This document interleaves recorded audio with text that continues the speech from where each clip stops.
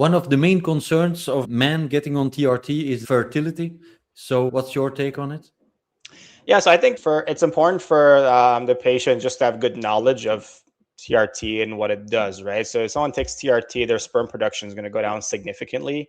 Now, I just want to say, like, TRT is not a perfect birth control either. So it's not like somebody takes it now they cannot have a baby at all whatsoever, and so the usual birth control precautions still apply. Now, with that said, somebody takes testosterone, their natural testosterone shuts down, their sperm production will shut down, and so that matters a lot for a lot of the patient. There's usually two groups of patients that I see where this is very important for. Is I see a lot of younger guys too that are like 20, 21, 22. Many of them have hypogonadism or maybe borderline, and so they need to have some level of understanding of you know what TRT can do to their sperm count. Obviously, there's HCG, FSH in the future. Usually works well. Sometimes it won't work well. So I think that's why it's important on the on our end just to make sure that the patient has that knowledge with them.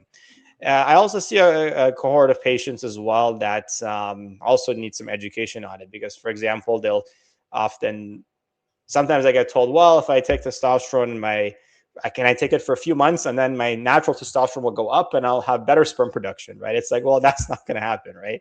So I think that's why just the education piece really needs to be there, and they need to understand that sperm production will go down if they stop TRT in the future.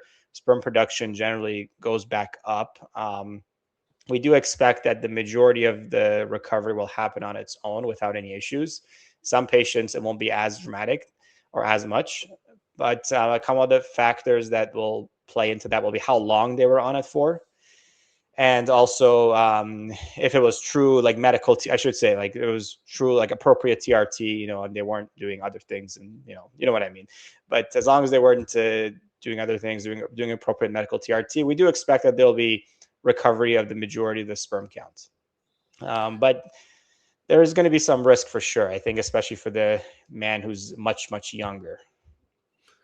Do you have young men have their sperm frozen before they start TRT? Yep, for sure. Yeah, it's something that we'll talk about and advise, especially for the guys that have very real hypogonadism. If they come in and they have severely low testosterone, and sometimes we find the cause for it, and they feel terrible, and like symptom wise they don't feel good at all, and they need treatments. Then yeah, at that point we're going to tell them, hey, listen, like you're probably going to need very long term TRT just because of your condition, and that's going to shut down your sperm. And so yeah, getting your sperm frozen will be probably the best next step.